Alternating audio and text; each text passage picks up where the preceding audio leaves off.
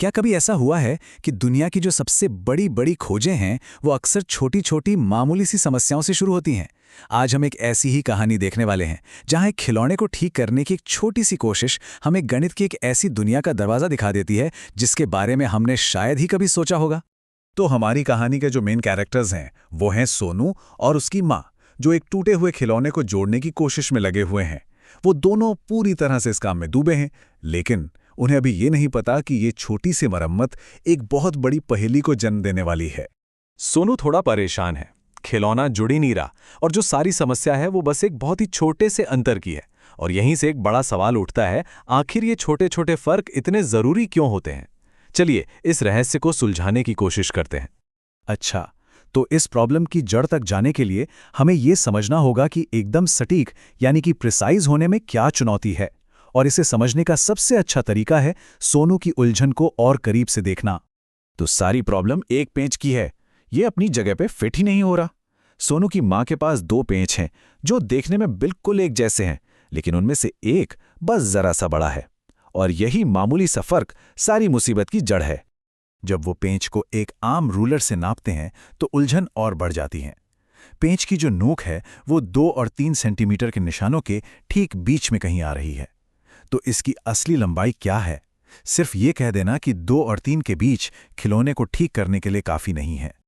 अब इस गुत्थी को सुलझाने के लिए हमें नंबर्स को एक नए नजरिए से देखना होगा। हमें 10वें हिस्से में सोचना शुरू करना होगा। और ये मेजरमेंट की दुनिया में एक बहुत ही क्रांतिकारी विचार है।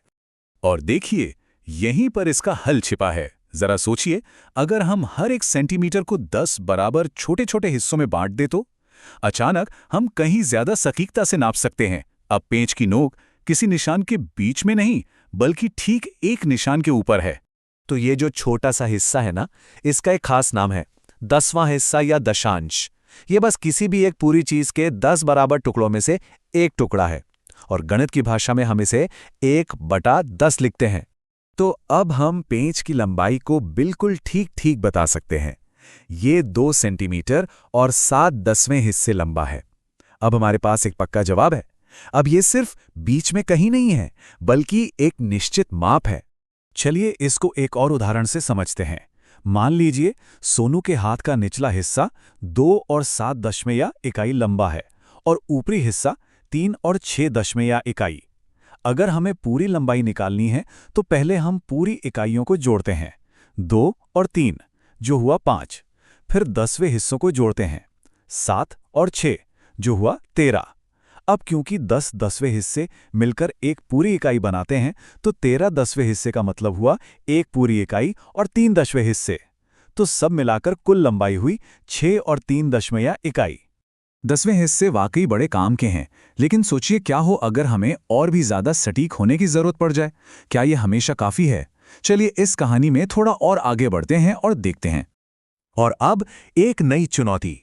क्या होगा अगर कोई चीज इतनी छोटी हो कि वो 2 10वें हिस्से वाले निशानों के भी बीच में आ जाए? तब क्या करेंगे? इसका एक उदाहरण देखते हैं। एक कागज को आधा मोड़ने पर उसकी लंबाई 4 और 4/10 और 4 और 5/10 इकाइयों के बीच में अटक जाती है। अरे, ये तो हम फिर से वहीं पहुंच गए जहां से शुरू किया था। हमें और भी छोटे हिस्सों की जरूरत है। और इसका हल है 100वां हिस्सा या शतांश। ये बहुत आसान है। हम हर 10वें हिस्से को फिर से 10 छोटे छोटे बराबर भागों में बांट देते हैं। इसका मतलब है कि अब हमारी एक पूरी इकाई में ऐसे 100 छोटे छोटे हिस्से हैं। इस नए शक्ति के साथ अब हम उस मुड़े हुए कागज की लंबाई को बिल्कुल सटीक माप सकते हैं। यह है 4 पूरी इकाई, 4 10वें हिस्से और 5 100वें हिस्से। Problem solved. तो हमने 10वें और 100वें हिस्सों को देख लिया, लेकिन क्या किसी ने ध्यान दिया कि इन सब के पीछे एक बहुत ही खूबसूरत पैटर्न छिपा है? चलिए इस 10 की शक्ति के रहस्य को समझते हैं। लेकिन एक मिनट रुकिए। क्या कभी ये सोचा है कि हम हमेशा 10 से ही क्यों भाग देते हैं? हम 4, 8 या 12 का इस्तेमाल क्यों नहीं करते? इसका एक बहुत ही दिलचस्प और खास कारण है। वजह यह है कि हमारी पूरी गिनती की जो प्रणाली है वो 10 पर ही आधारित है। सोचिए, जब हम बड़ी संख्याओं की तरफ यानी बाईं ओर जाते हैं तो हर कदम 10 गुना बड़ा होता है। इकाई, दहाई, सैकड़ा। और जब हम छोटी संख्याओं की ओर यानी दाईं ओर जाते हैं तो हर कदम 10 गुना छोटा होता जाता है। 10वां, 100वां, 1000वां। ये एक शानदार और सिमेट्रिकल सिस्टम है। ये पैटर्न हर जगह काम करता है। 10 इकाइयां मिलकर एक दहाई बनाती हैं।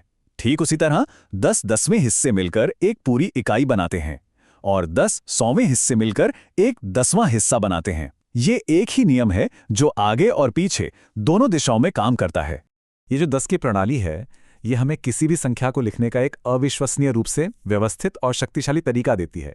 चाहे संख्या अरबों खरबों में हो या एक अणु जितनी छोटी, नियम हमेशा एक ही रहते हैं। तो हमने ये सब गणित तो सीख लिया, लेकिन असली सवाल ये है, ये सब जरूरी क्यों है? इसका जवाब पाने के लिए चलिए वापस सोनू और उसके खिलौने की कहानी पर चलते हैं। याद है ये सब कहाँ से शुरू हुआ था? एक छोटे से पेंच से, जो अपनी जगह पर लग ही नहीं रहा था। देखिए कैसे एक मामूली सी समस्या ने हमें माप की एक पूरी नई और अद्भुत दुनिया का रास्ता दिखा दिया। और इस पूरी यात्रा का जो सार है वो इस एक विचार में छिपा है। जब भी हमें किसी चीज को और ज्यादा सटीकता से मापना हो, हम बस एक हिस्से को 10 और छोटे बराबर हिस्सों में बांट देते हैं। कितना सरल लेकिन कितना शक्तिशाली विचार है ना? और अब आपको एक सवाल के साथ छोड़े जाते हैं। अपने आसपास देखिए, हमारे फोन में लगी चिप से लेकर डॉक्टर की दी हुई दवाई तक, ऊंची ऊंची इमारतों से लेकर अंतरिक्ष में जाते रॉकेट तक, क्या इनमें से कोई भी चीज बिना इस तरह की सटीक माप के बन सकती थी? सच्चाई तो यह है कि यही सटीकता हमारी पूरी आधुनिक दुनिया की नींव है।